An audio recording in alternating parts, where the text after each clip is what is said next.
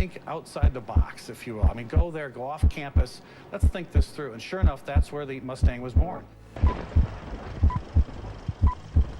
When it finally hit, it took the country by storm.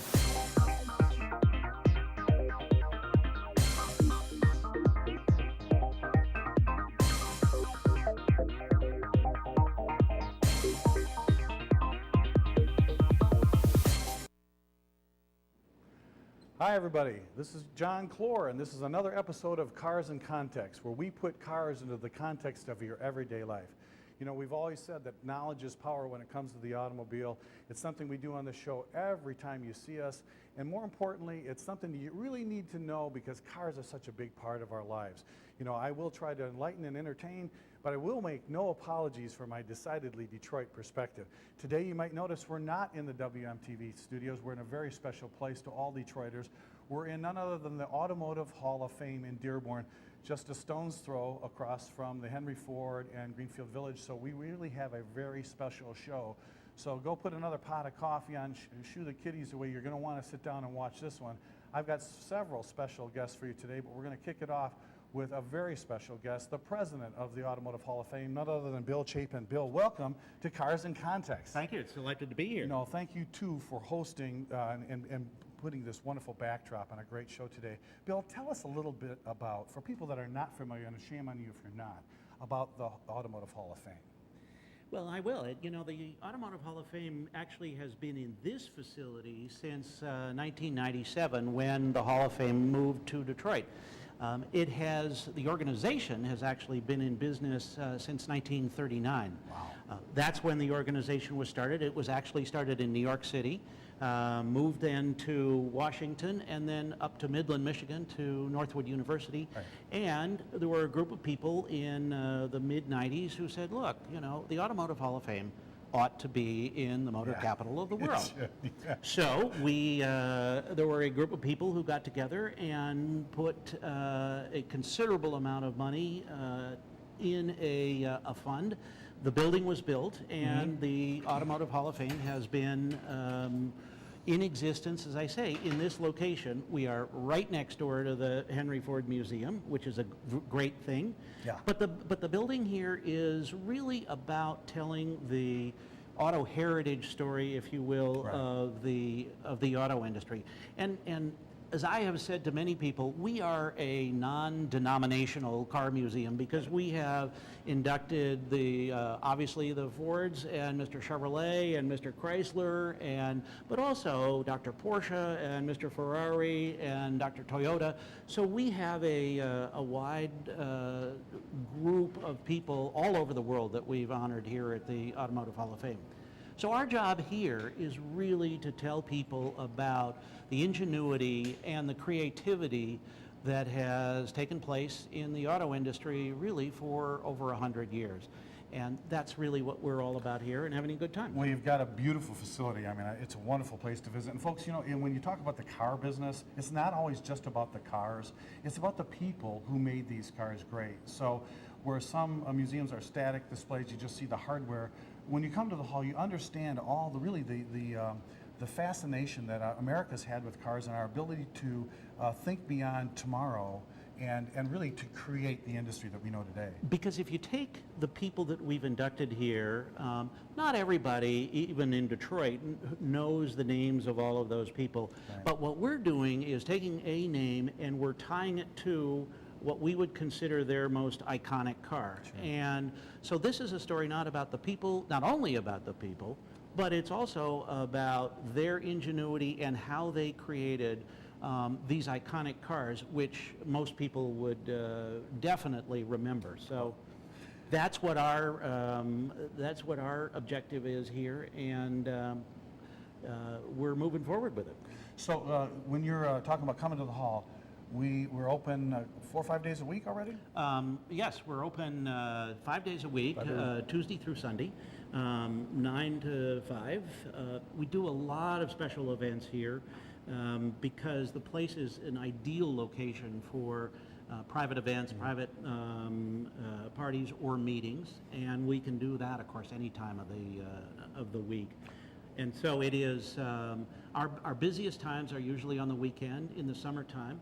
I would say that based on our research, we draw something like 30% of the people who come here are from outside the United States. Awesome. Well, for you people, and even for most of all, for the people in Detroit who really want to see a special program going on here at the fall this year, we're going to go take you over right now to a very special display and talk about a very special car. So why don't you join us over in the hall. Hi, everybody. Welcome back to Cars in Context. I'm your host, John Clor. I told you a little bit earlier we're in a special place, and now you can see behind us we have a very special car, plus two very special guests all the way from across the United States. We're going to introduce to you first GP Joey Limongelli from Long Island, New York. Joey, thank you for coming to the Motor City. And Chris Nardo McGregor. Chris, all the way from Texas, folks. Thanks for coming out, Chris. We're here today again to talk about some iconic vehicles, and really when you talk about American cars, what is more iconic than the one car that really put us on the map when it comes to an industry? And we're talking, of course, about the wonderful Ford GT.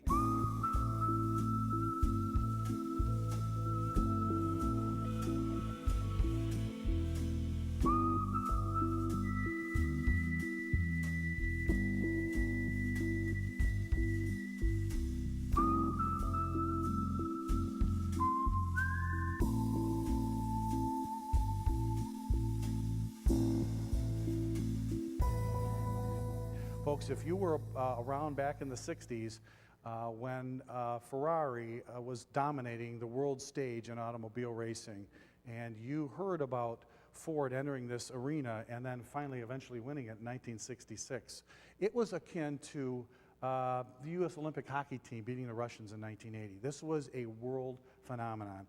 And these two gentlemen here, with the latest iteration of the Ford GT, have a really, I would say, all credit to you guys, that you really got the entire passion for not only the Ford GT and its history, but for the entire enthusiast following that follows this car all around the world, back at the top level of automotive enthusiasm. For that, I have to thank you, and for that, I must tell you, this car, being here in Detroit, is a very special thing. Why don't you guys tell us, so I'll start with you, Joy, a little bit, how you got involved in the Ford GT hobby. Well, like many other kids at that time in the 60s, the dream car was the GT40. Obviously, as a kid, you couldn't afford the car at the time. And there were race cars. And then along came Bill Ford with an idea for the Centennial to build a modern version of the GT40. Right. And that's why we have the new Ford GT today. And the minute it came out, I knew I had to have it.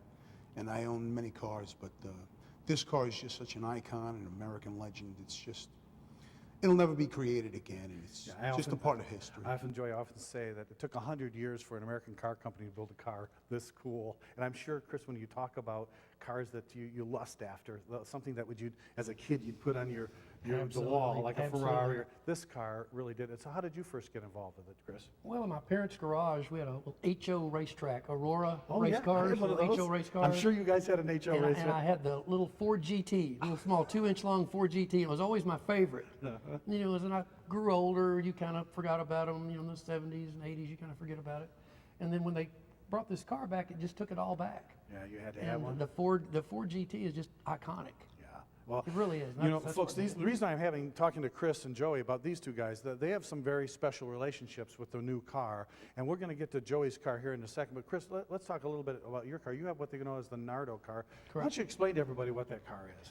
Well, it's a yellow car. It was the first car, or to prove that the car could do over 200 miles an hour at the Nardo track in Italy. Ford took it to Italy, had Mark McGowan drive it. And there was one other vehicle there, but actually the yellow and silver one there, two of them. Right. And the yellow car was the first one to prove that it would do over 200 miles an hour and document it. Wow. So they could sell that feature to the public that it would do over 200. Right, then really to put us in what we'd call supercar territory. You know, American car makers have built several supercars. A lot of people consider the Corvette, the high-end Corvettes to be supercars. Chrysler has its Viper, but when Ford built this car, it kind of changed the whole dynamics of what supercars are for domestic automakers. 200 miles an hour, folks, I don't think you're doing that on I-696, although I see some of you guys try. But when you bought that car, that had to be very special for you to get that car. Absolutely. I went there to buy that car, and I was lucky enough to get it. There were, I believe, 4 cars being auctioned off, and Joey purchased one of them. And luckily enough, the Nardo car was the last one, so Joey had already spent his money, so. I Joey, lucked out. I lucked That's out. actually how we met. I lucked out. okay. That's the first time Chris and I met.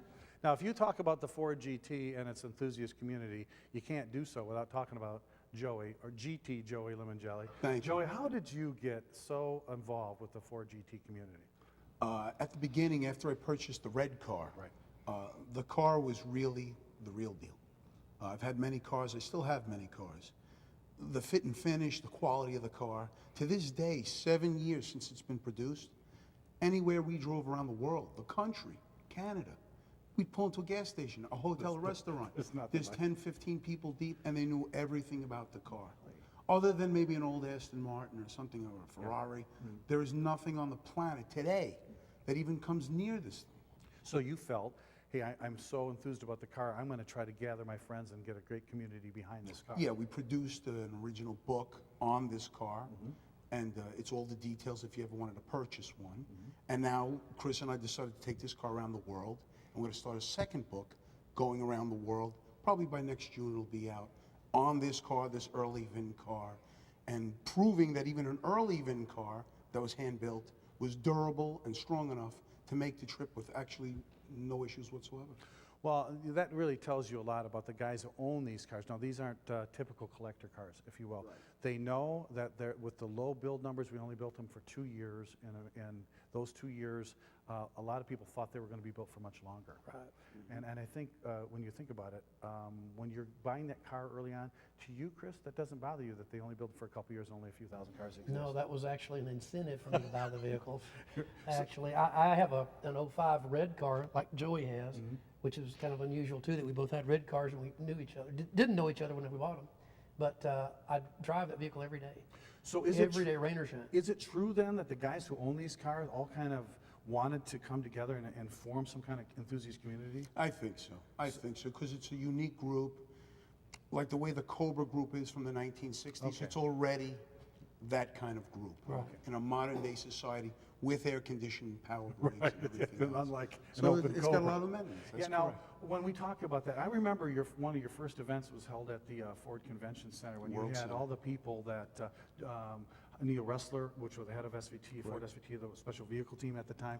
You also got Hao Tai Tang and a lot of the Ford execs. But when you guys gathered there, how many cars did you have there? For the first event, and the car was only out of production about 5 months. Yes, yeah, okay. And by modern days with the computer, with the internet, we were able to spread the word. We had over 100 GTs at the World Conference Center. Wow. Within 5 months, and we didn't know each other at the time. Can you imagine 100 of these cars together? It was a beautiful day. And then you also do events. I know you had GTs at the barn. There have been GT, there's road track events all over the country. What are some of the things that these guys are doing with their Ford GTs? Are they racing them? Are they modding them? Or are they just shining them up? Well, last year at this time, the Robinsons, came in third place at Le Mans. Right. And they financed close to 18 million of their own money. Wow. With a GT Silver just like this to come in third place with the first woman on a podium ever. Right. So, Right, exactly. and they did it all on their own, which proves how great the car really is. Can you imagine that kind of enthusiasm? Without the backing. Oh, that's phenomenal. Yeah. So you guys now at this point, you know that the car's out of production. You have really a piece of automotive history. Do you still drive your car around? Absolutely. You do? Joey thinks I'm crazy, but I still do. No, But I mean, to you enjoy it. drive it at events. I mean, because folks, when you see these cars, I mean, if you haven't seen one of these on the road, you probably are missing a treat, because to see them on the road is a rare sight. Right. So do you take it to events, or do you just drive it every Mostly once? just drive it every day. I just Oh drive my it to God. work. I drive it to work Like back. this guy. I have some rental property that I had some PVC pipe sticking out of the passenger window the other day. Oh, imagine. I just use it like a car. Well, Chris is not I use probably it in the like a majority car. there. I'm absolutely not, but I enjoy it.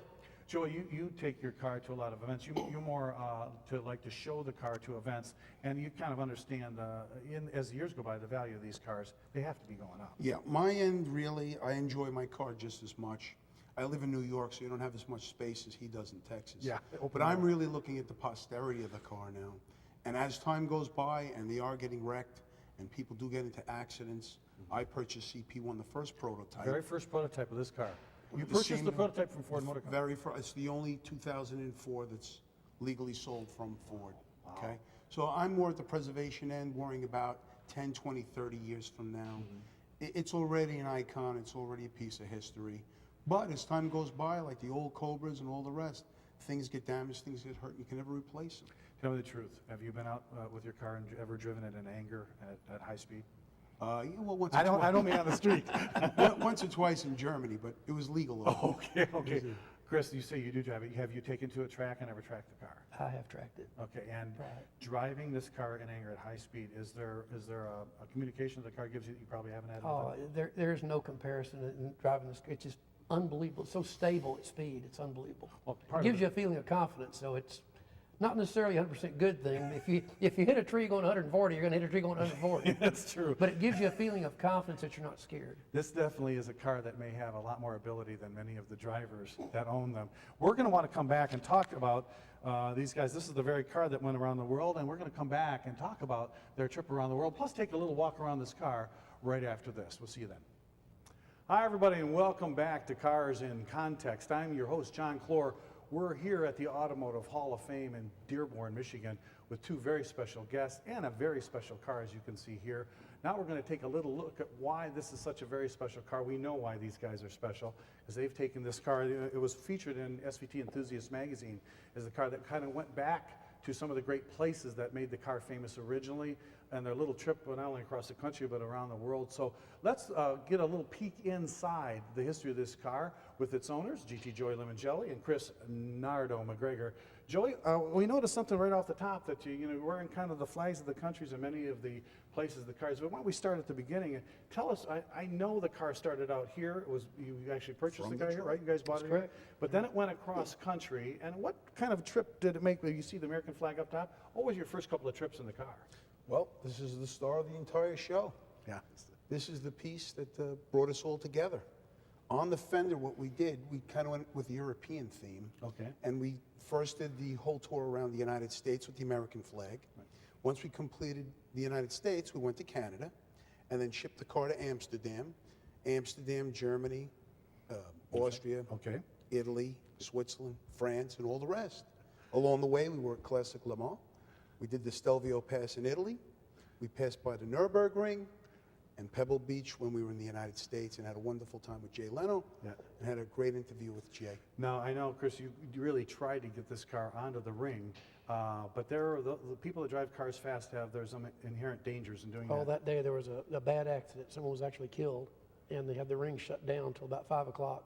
And I waited quite a while to get on, but unfortunately I didn't get on, but I was there. You visited on the door of some of the world's greatest racetracks. So, Joey, when you talk about this particular car, let's do a little bit of a walk around. Why don't you guys take us through what makes this car go special? Sure, come on, let's walk around. Then what we'll do is we'll end up at the hood Okay. that has all the details of the car. All right. John, this is a very early VIN car. What we tried to do is pick one of the earliest VINs made.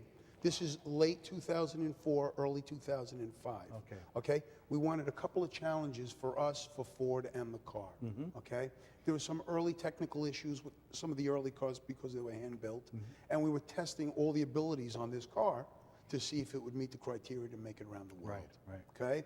Right off the bat, you could see the car is designed just like the original GT40s, Yeah. like Dan Gurney and all the rest. When you were racing, they had to jump into the car because it was a running start at the time. Right. So they kept the same theme, but you could tell by today's standards, we have air conditioning and Yeah. airbags. And folks, if you were 6'6", Gurney was a tall man, there's something they called the Gurney bubble that actually had to fit his helmet into the car. This car is low, and when you get down in this car, you are right down in the car. The seating position, you guys, do you have enough visibility, or are you just Very comfortable car. Really? Cross country, very comfortable. not like your typical Cobra Very race car? quiet inside, as you would expect. It's Yeah, very, with the very engine well, right behind you Very there. well insulated, very quiet. Wow. Out of all the GTs I've owned over the years, this is the most comfortable car we've ever driven on long stints. Wow. Well, let's take us Come back on, we to the come around soul to of the this. back. The Now- reason why it's got such a wonderful driving experience is right here, folks. Power plant starts with a Ford 5.4 motor, okay?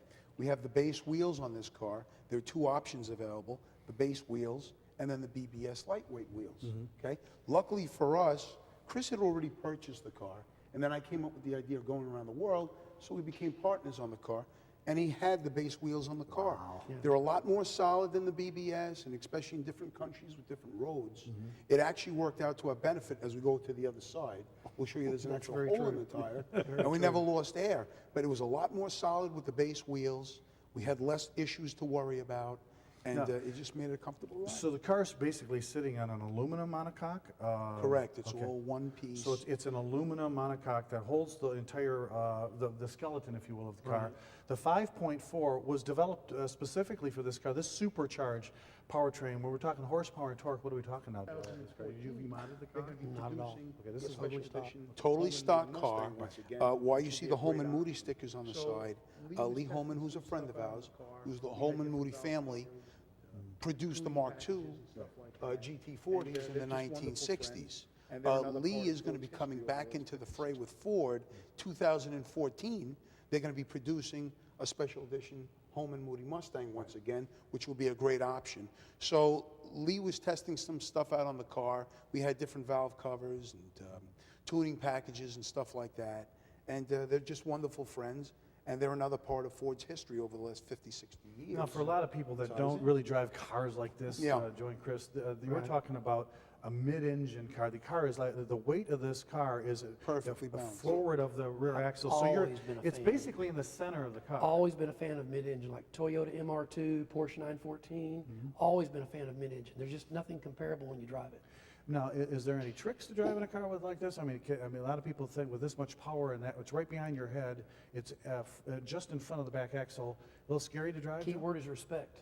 Oh, Right? Respect. I think Chris is absolutely right. What's happening is you have to have a respect for a vehicle with this much power. Oh, yeah. Okay? Oh, yeah. Again, why this is becoming an icon right away. You could drive a brand new Ferrari with automatic launch, power everything, power brakes, electronic speed control, leveling. This car has none of that. Right. This is a modernized 60s GT40. So it's a hands-on car. You have to know how to drive a car. Yeah. If you don't respect it, you won't have the car. You won't be much able to longer. move And since Joey brought up Ferrari, this is serial number 360. And Ford brought this car out to kind of compete with Ferrari 360 at the time. That's awesome. So it's really unusual Okay, if this car is serial number 360. well, let's take a look at Let's this. take a look. Yeah, this SVT. You know, a lot of people don't know what the Ford Special Vehicle Team was, Joey. And the Ford Special Vehicle Team, created in 1993 to build Cobras and Lightning pickups. But when they got to later in their run in 2000, 2001, 2002, they wanted to do something special. And as the anniversary of Ford came up, this car was just a show car. It was a show property at an Right. auto show. How did it go from show car to something the SVT guys Quickly. did? How did they do that? Why we have the sticker on the back of the car, if it wasn't for the dedication of SVT, I don't know if really Chris and I were going to do it, okay? What happens, and you'll fill us in a little bit more from what I remember, SVT is really the end of Ford for the performance end and to keep the enthusiasts alive. They tie in the Mustangs, the Focuses, the Lightnings, and all that, okay? They helped us out along the way with our roots, and if anything ever happened with the car, which luckily nothing did, okay? They're a group of enthusiasts through Ford, okay? Like us, but they work at the Ford end, and they get it. They get that we're car guys, car girls. Met some and we wonderful want to people in enjoy the it. SVT Association. And you have to admit, I mean, Wonderful people. if it weren't for that engineering team, a car like this could never have been built Probably in not. Main Street. Absolutely In Main correct. Street. That was a dedicated group that built this Yeah. car. And that's another key that you bring up, okay? There's a lot of replica cars of the GT40. Oh, yeah. They're all wonderful cars. They were actually escalating before this car came out. Okay. They were 80, 90, 100 grand, okay? The minute the real deal came out, by Ford, produced by Ford, large manufacturer, the super performance cars, all the other cars really fell off the map, and then these things just constantly went up and up and up and up, because it's the real deal. SVT was able to produce it, and it seemed like all the workers were very passionate that worked to build on the car. And you have Dennis Brottenbach and Rich Brooks. They worked on the car originally, and now they have the GT guys. Yeah. And they perform all the work to keep it still alive and keep it going. Speaking of some guys, let's come around this side and take a look. One thing I noticed about, and if you folks come to the Hall of Fame and you come to see this very special car, you'll notice, Joey, this is quite a testament to the people that had touched this car. And folks, when you come to the display to see the display, take a look and see if you are an enthusiast, if you recognize some of the very many names on this car. Joey, how did you get the people that touched the car to actually get involved with signing on the back of this hood? This really started off within a special event 2 years ago, right here at the Henry in Dearborn. Our first leg of the trip was going from Long Island, my home, to Detroit, where the car was made. I called up all my friends, guys like you, told them we were taking the car around the world, and this would be our first stop. Get together the guys that built the car. Look at that. And that's the autographs that you see around the hood. Just awesome. Now, besides the autographs and then everybody we met along the way, we also laid out the map of everywhere we went. I see. This Okay. is so, guys, this Yeah. is absolutely so It'll cool. probably never happen again, especially with the closing of Wixom now, and people retiring and moving on. If you folks have been by the Wixom Assembly, you know that's being torn down for it. It sold the factory in which these were actually sub-assembled by the UAW and built here in the Detroit area. You know, this car is so special. Your ownership of this car and your partnership with the enthusiast community is so special that we can't just have a little display at the Hall of Fame. We need to be doing something even more important. I think what we'll do now, folks, is we'll take a little break. We'll come back. We'll find out what the Automotive Hall of Fame, in conjunction with these two wonderful guys, are going to do this summer here in the Detroit area, and it's something that you won't want to miss. We'll see you then. Welcome back to Cars in Context. I'm your host, John Clor. I hope you've been enjoying our special show here from the Automotive Hall of Fame on the Ford GT. With me here from the Automotive Hall of Fame as its project manager, Michelle Duncan Gilbert. Michelle, thanks for joining Cars in Context. Sure. And I wanted Michelle to come on to tell us a little bit about something we're going to be doing. It's very special for you to come out and see this wonderful car and have a special event this summer. What's going on here at the Hall? We have a fantastic weekend planned, 3 days in August. Starting Thursday, August 8th, we'll be having a private party with the owners of the Around the World car. On Friday, we will be doing a special event with GT owners. We're going to have them come in, do a roundtable discussion. Wow.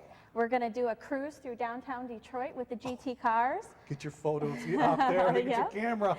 And we're going to end at the Eleanor and Etzel Ford House. Oh, in Grosse Special Pointe. treat, yes, special Got it. treat in Grosse Pointe Shores. You guys know about that place. And then if they want to come and see the cars, when's the best place for the public to see them? Saturday will be open to the public. We are going to have over 100 Ford GT cars on display here at the Hall of Fame. So, Joey, will that set the record? It should.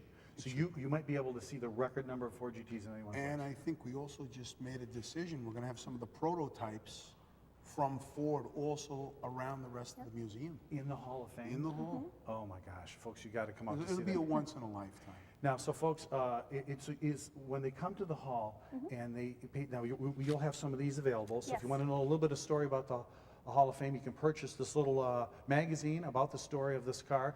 And then there'll be Ford GT owners here. Yes. So folks, if you could actually then kind of rub shoulders with the elite owners of this car and possibly witness the largest collection of Ford GTs ever assembled in this area, if not the world. Joey, I know you know where these cars collect. Are there any more events that have over 100 Ford GTs? No, not really. There's some events where you have 20 or 30 cars at a track event.